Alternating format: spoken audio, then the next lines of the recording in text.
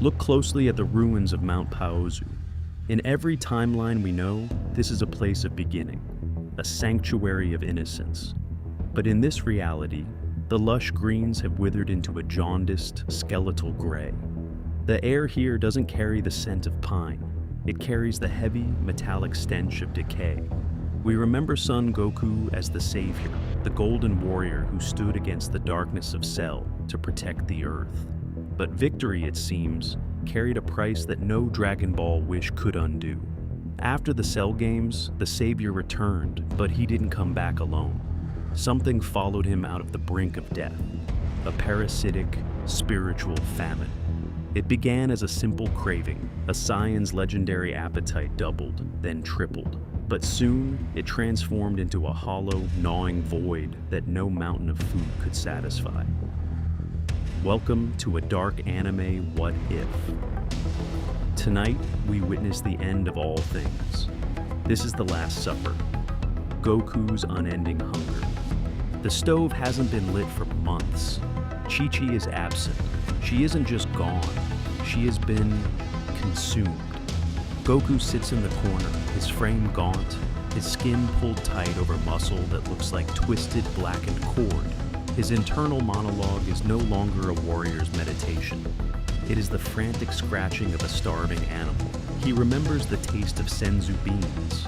Once, a single bean could sustain him for days of grueling combat. Now, he swallows a handful, and they feel like dry ash in his throat. They offer no energy, only a bitter reminder of the man he used to be. The hunger isn't in his stomach anymore. It has migrated to his soul. It is the Saiyan drive to evolve, twisted by a biological glitch into a spiritual black hole. He realizes that common protein is no longer enough to keep the screaming nerves at bay. To survive, to stop the agonizing fire burning in his marrow, he needs Kai. He needs the raw, vibrating life force of the living. He looks toward the horizon, his eyes glowing with a dim, predatory red. He can feel them. The bright, shining signatures of his friends, Krillin, Yamcha, Piccolo. One by one, their lights begin to wink out. Not in the glory of battle, but in a horrific, silent predation. The savior has become the ultimate consumer, hunting the very people he once died to protect.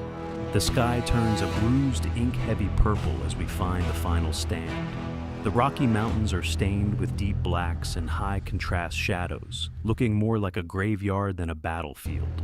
Vegeta stands alone. He is the last of the Z-Fighters, the last one who could sense the approaching storm. He has seen the carnage left behind, the husks of their friends, drained of every drop of energy. Before him stands a silhouette that used to be his rival. Goku's hair is a dirty, matted blonde, swaying in a wind that smells of ozone and static. There is no banter here, no talk of pride, no boasts of power levels. There is only the wet, heavy sound of a predator closing the distance. The fight is a blur of grainy, high-speed violence, a nightmare where every punch feels like a death sentence. Vegeta fires a final flash, the screen turning blindingly white for a second as the flash takes us back to the dark reality. Goku doesn't dodge the blast. He doesn't deflect it. He breathes it in. He catches Vegeta's throat, his fingers digging into the Saiyan prince's neck like iron talons. Vegeta looks into the eyes of his rival and sees nothing but an infinite starving throat. A tragic silence falls over the wasteland. No screams, just the sound of something fundamental breaking. As the blood-red moon reaches its zenith, Goku stands alone over the husk of the last warrior. He has finally reached a level of power no god could touch, and the price was the very world he loved.